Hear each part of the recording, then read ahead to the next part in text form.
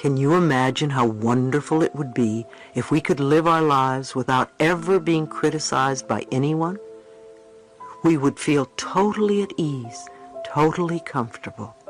Every morning would be a wonderful new day because everyone would love you and accept you, and nobody would criticize you or put you down.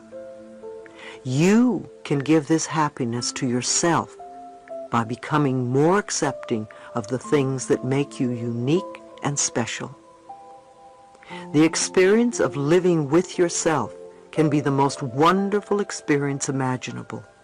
You can wake up in the morning and feel the joy of spending another day with you. When you love who you are, you automatically bring out the best in you. I'm not saying that you will be a better person, because that implies that you're not good enough now. However, you will find more positive ways to fulfill your needs and to express more of who you really are. Guilt makes us feel inferior. Many times people give you negative messages because it is the easiest way to manipulate you. If someone is trying to make you feel guilty, ask yourself, what do they want? Why are they doing this? Ask these questions instead of inwardly agreeing, oh yes, I'm guilty, I must do what they say.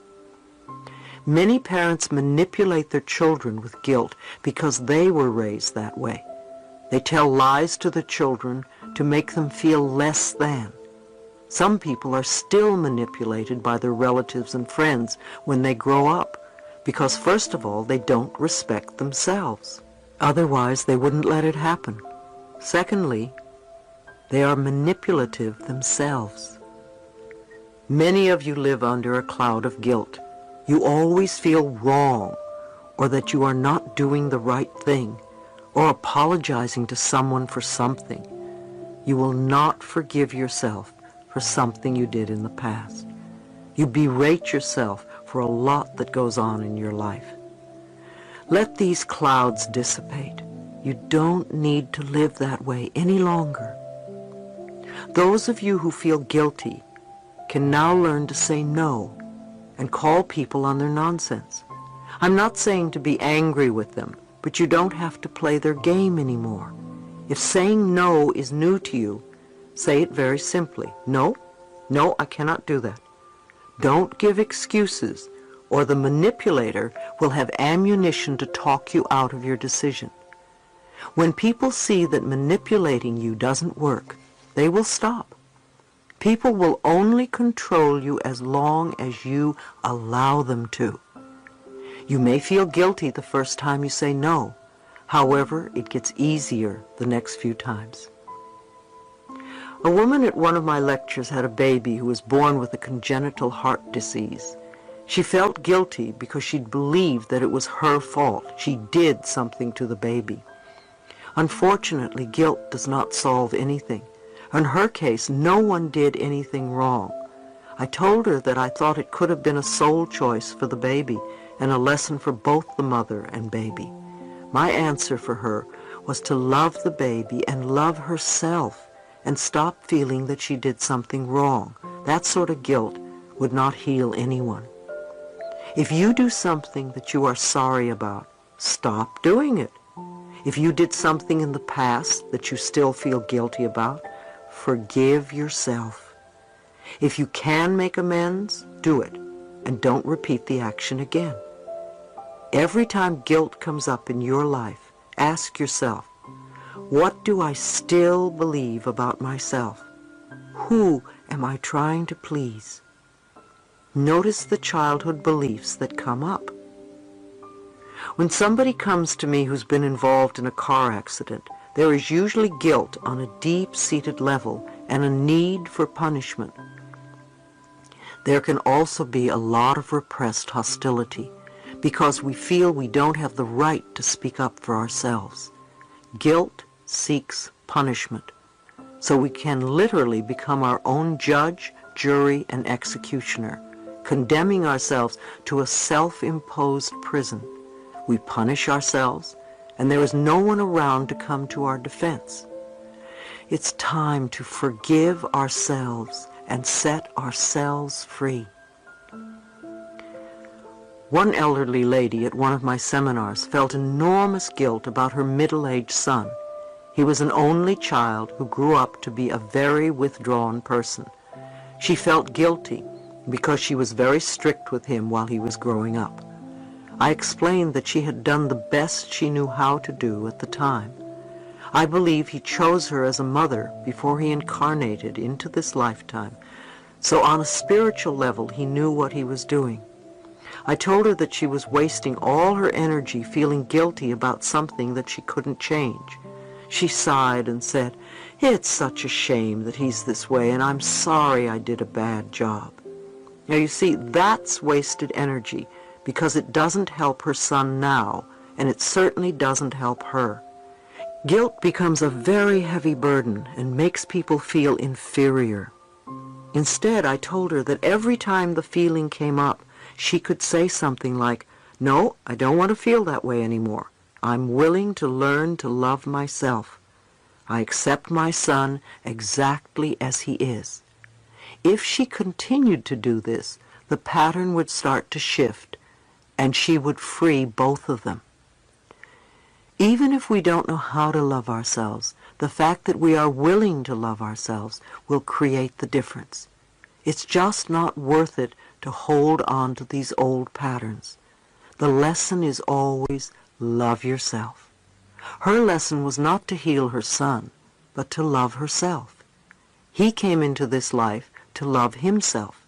She can't do it for him, and he can't do it for her. Organized religions are often really good at making people feel guilty. Many of them do some heavy numbers to keep people in line, especially when they are young.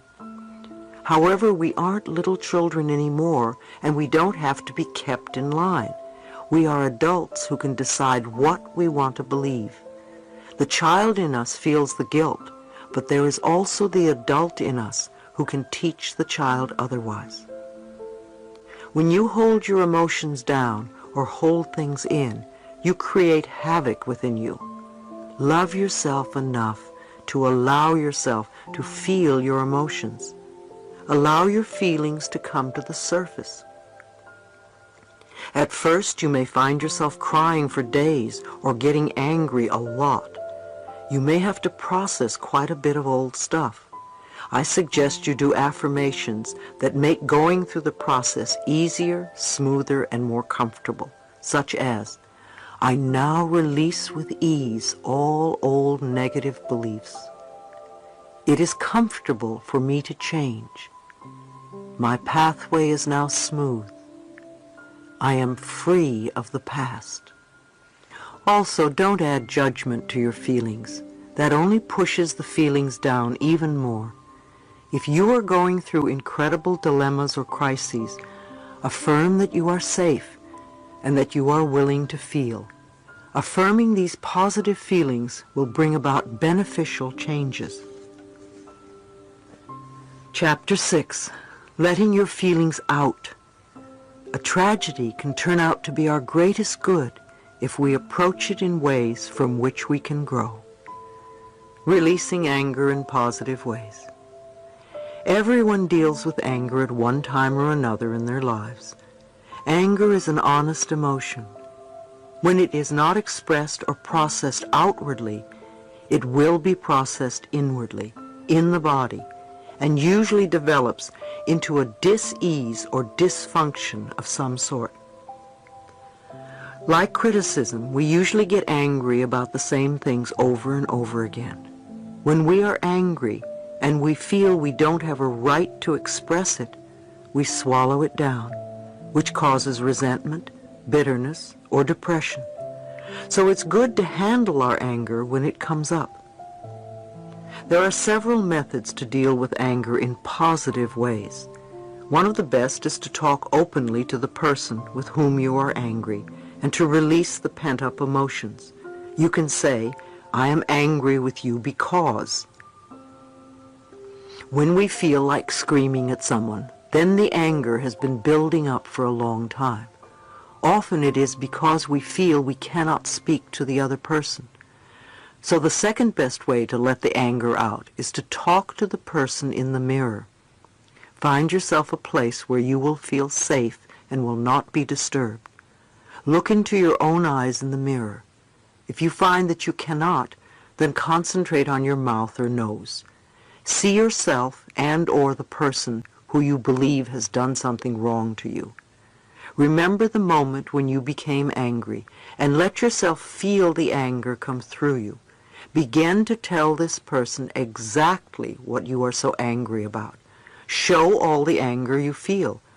You could say something like, I am angry at you because, or I am hurt because you did, or I am so afraid because you. Just get all your feelings out. If you feel like expressing yourself physically, then get some pillows and start hitting them, or twist a towel. Don't be afraid to let your anger take its natural course. You have already kept your feelings bottled up too long. There is no need to feel any guilt or shame. Remember, our feelings are thoughts in action. They serve a purpose, and when you let them loose from your mind and body, you allow space inside for other, more positive experiences. When you have finished expressing your anger to the other person or persons, do your best to forgive them. Forgiveness is an act of freedom for yourself, because you are the one who will benefit from it. If you can't forgive someone, then the exercise is just a negative affirmation and is not healing for you. There is a difference between releasing and just rehashing old angers. You may want to say something like, okay, that situation is over. That is in the past now.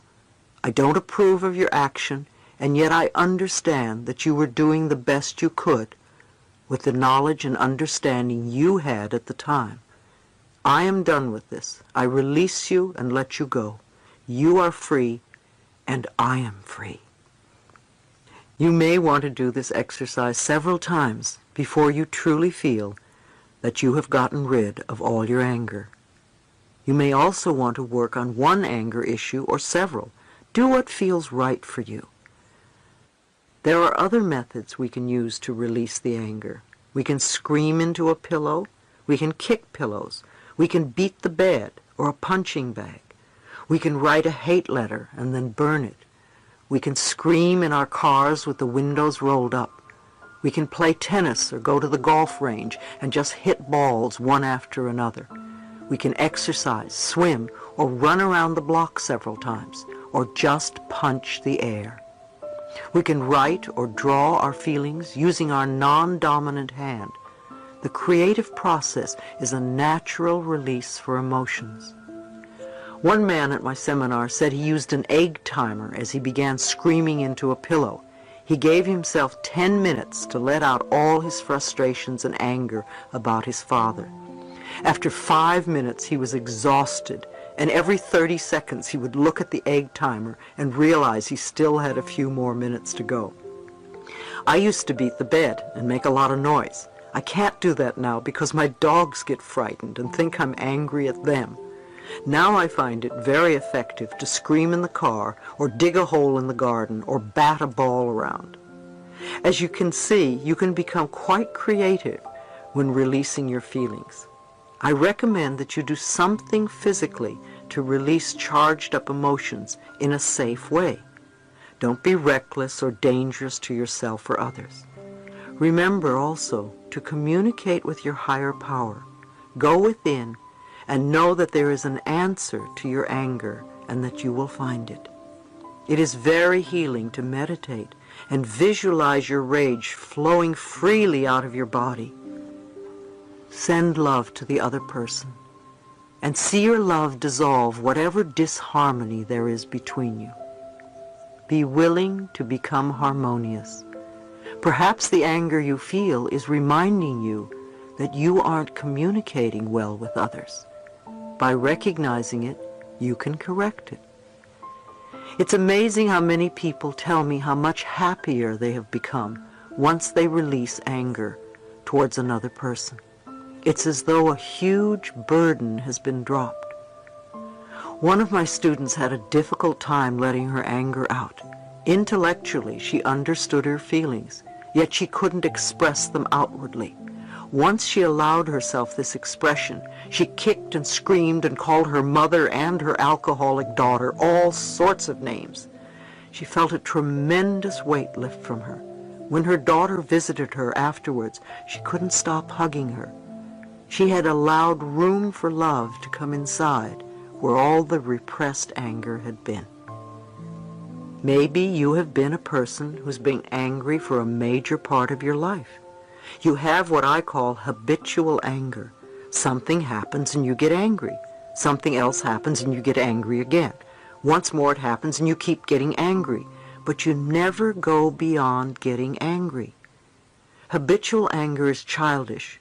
You always want your own way. It would be helpful to ask yourself, why am I choosing to be angry all the time? What am I doing to create situation after situation that angers me? Is this the only way I can react to life? Is this what I want? Who am I still punishing or loving? Why do I want to be in this state? What am I believing that causes all these frustrations? What am I giving out that attracts in others the need to irritate me? In other words, why do you believe that to get your way you need to get angry? I'm not saying that there are no injustices, and there aren't times when you have a right to feel angry. However, habitual anger is not good for your body because it lodges in there. Notice what you focus on most of the time.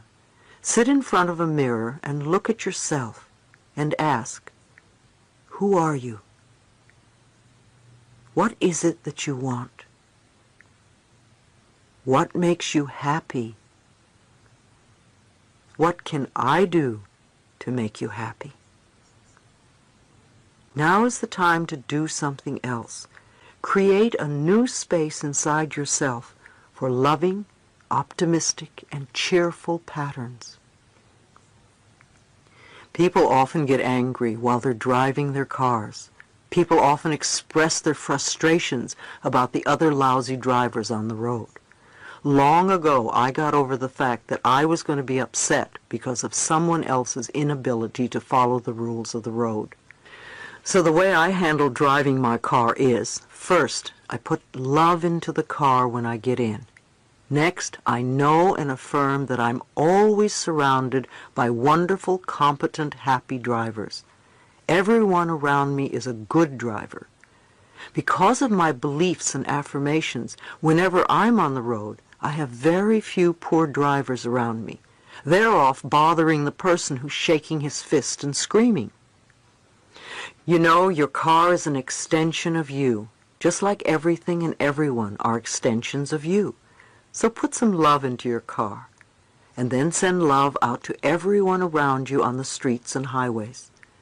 I believe that the parts of your car are similar to the parts of your body. For instance, one of my workers felt that she had no vision, that she could not see where her life was going or where she wanted it to go. One morning she woke up and found her windshield smashed. Another person, an acquaintance of mine, felt that he was stuck in his life. He was not moving forward or moving backward, but was not moving at all. And his tire became flat and he couldn't move anywhere. I know it may sound silly at first, but it's fascinating to me that the terminology that these two people used to describe their current mental state also related to their car. Having no vision means that you can't see in front of you. The windshield is a perfect metaphor.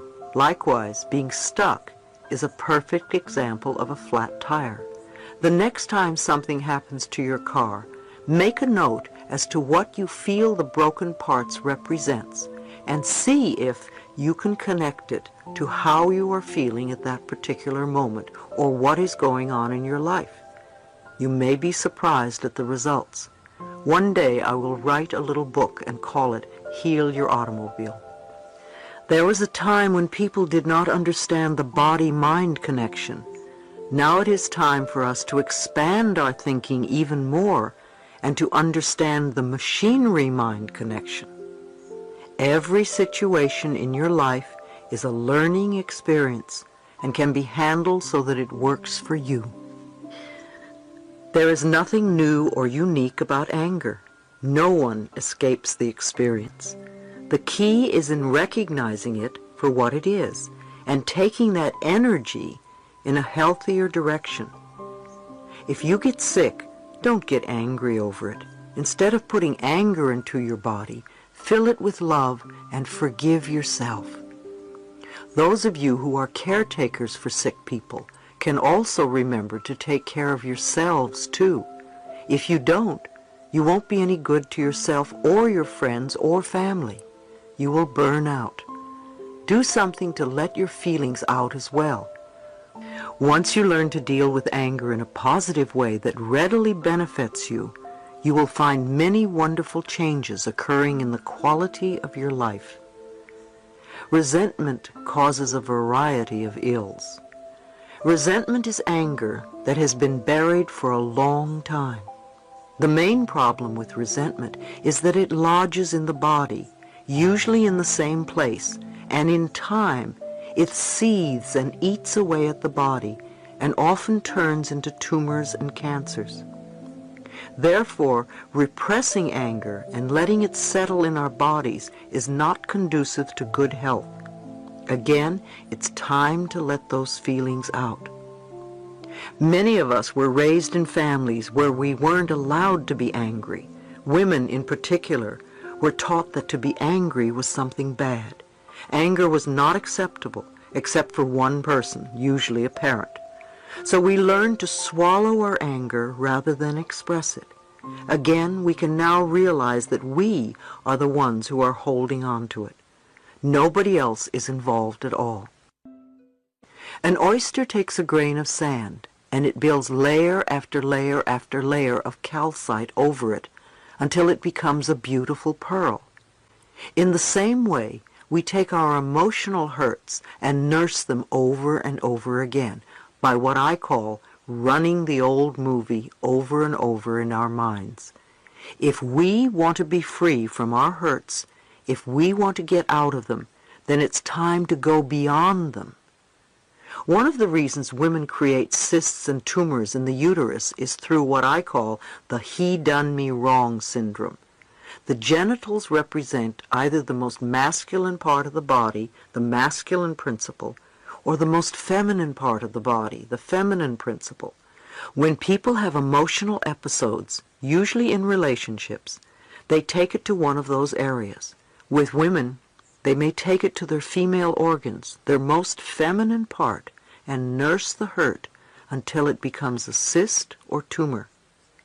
Since resentment is buried deeply inside us, we may have to do a lot of work to dissolve it. I received a letter from a woman who was working on her third cancer tumor. She still had not dissolved the resentment pattern and kept creating new tumors in her body.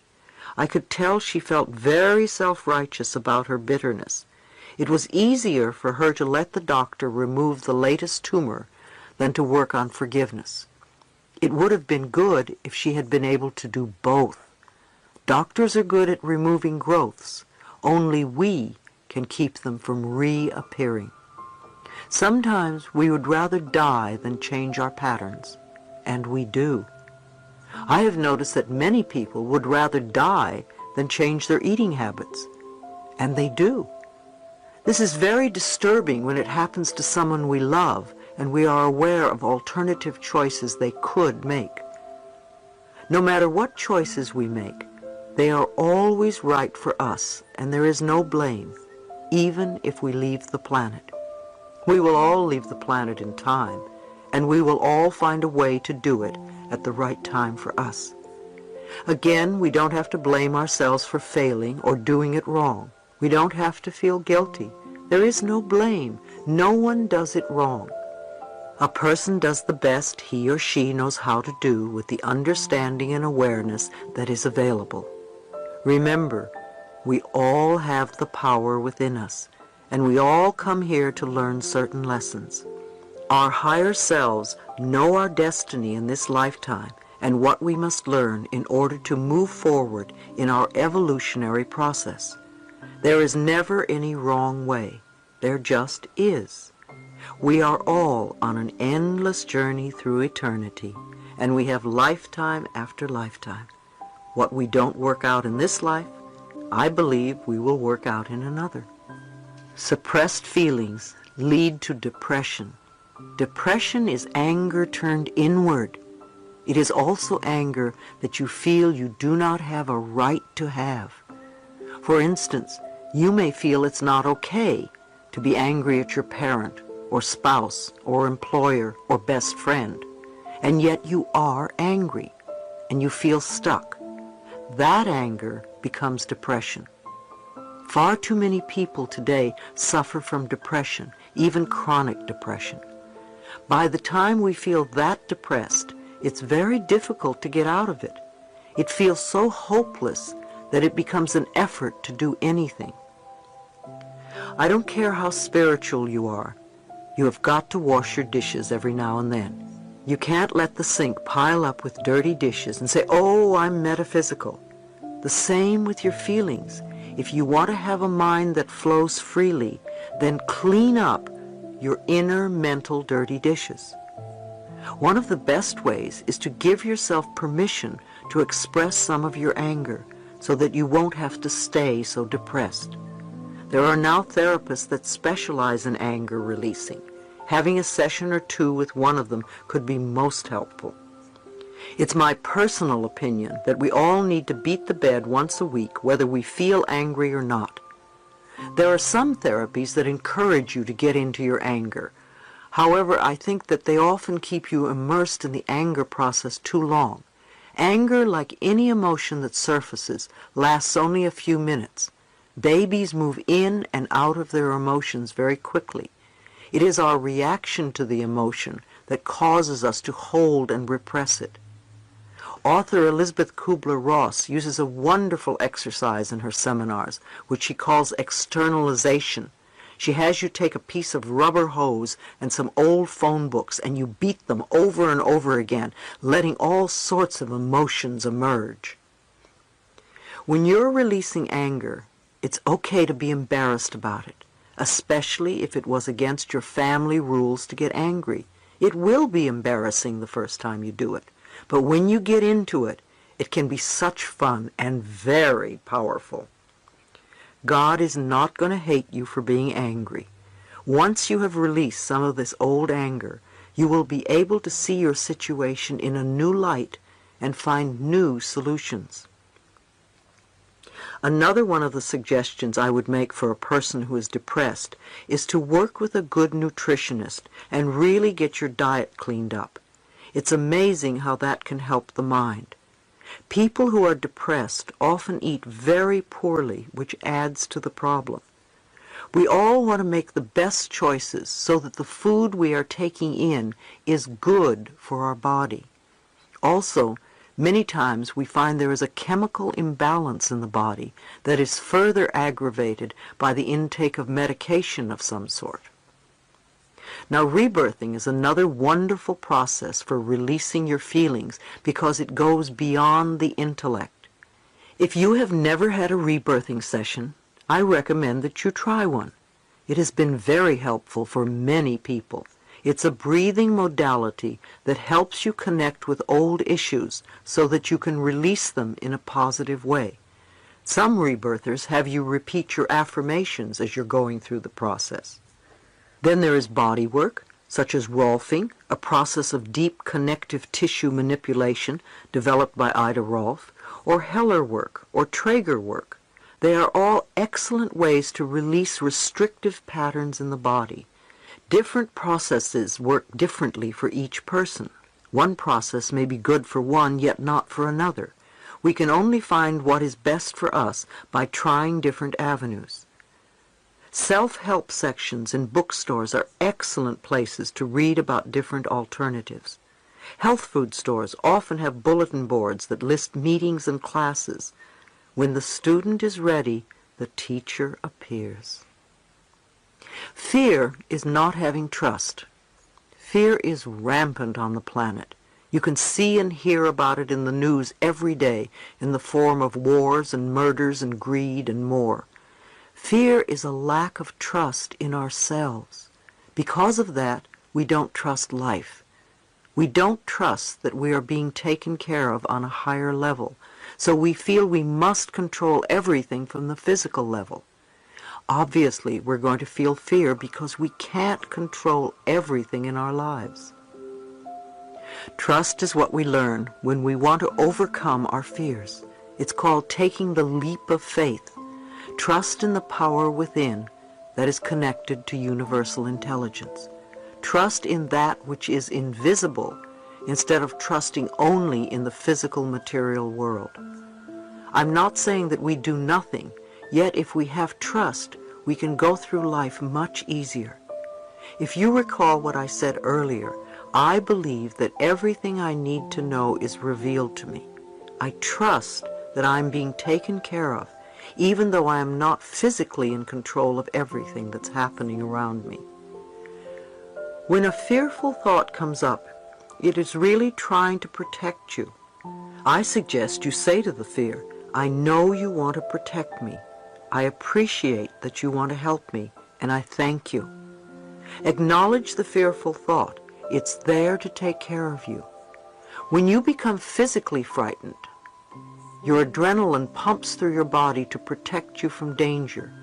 It's the same with the fear you manufacture in your mind.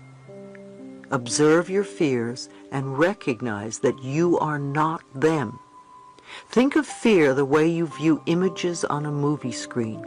What you see on the screen is really not there. The moving pictures are just frames of celluloid, and they change and disappear very rapidly.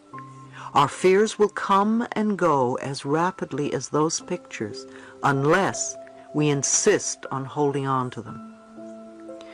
Fear is a limitation of our minds. People have so much fear about getting sick or old or about becoming homeless or whatever. Anger is fear that becomes a defense mechanism. It protects you, and yet it would be so much more powerful for you to do affirmations so you can stop recreating fearful situations in your mind and love yourself through the fear. Again, nothing comes from outside of us. We are at the center of everything that happens in our lives. Everything is inside. Every experience, every relationship is a mirror of a mental pattern that we have inside us. Fear is the opposite of love.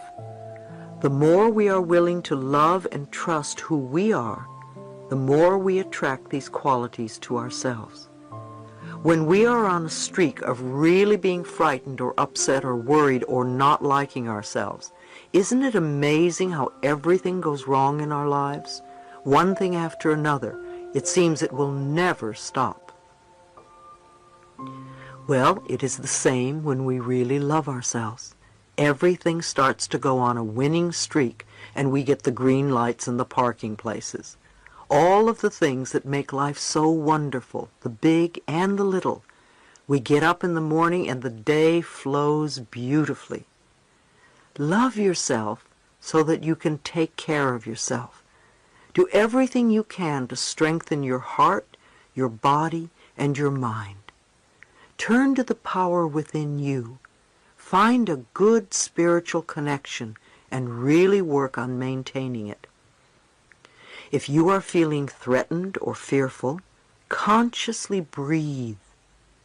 We often hold our breath when we are frightened, so take a few deep breaths. Breathing opens the space inside you that is your power. It straightens your spine, it opens your chest, and gives your heart room to expand. By breathing, you begin to drop the barriers and open up. You expand rather than contract. Your love flows. You could say, I am one with the power that created me. I am safe and all is well in my world. Cleaning up our addictions. One of the primary ways we mask our fear is through addictions. Addictions suppress the emotions so that we don't feel. However, there are many kinds of addictions besides the chemical ones.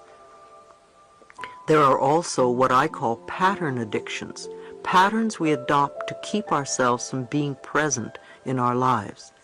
If we don't want to deal with what's in front of us, or if we don't want to be where we are, we have a pattern that keeps us out of touch with our lives. For some people, it's a food addiction or a chemical addiction. There may be a genetic disposition for alcoholism, however. The choice to stay sick is always an individual one. So often when we talk about something being hereditary, it is really the little child's acceptance of the parents' ways of handling fear. For others, there are emotional addictions. You can be addicted to finding fault in people. No matter what happens, you will always find someone to blame. It's their fault, they did it to me. Maybe you are addicted to running up bills. There are many of you addicted to being in debt. You do everything you can to keep yourself head over heels in debt. It doesn't seem to have anything to do with the amount of money you have. You can be addicted to rejection. Everywhere you go, you attract others who reject you. You will find them. However, the rejection on the outside is a reflection of your own inner rejection. If you don't reject yourself, nobody else will either. Or if they do, it certainly won't matter to you. Ask yourself, what am I not accepting about myself? There are plenty of people addicted to illness. They are always catching something or worrying about getting sick. They seem to belong to the illness of the month club or illness of the week. If you're going to be addicted to anything, why not be addicted to loving yourself? You can be addicted to doing positive affirmations or doing something that is supportive of you.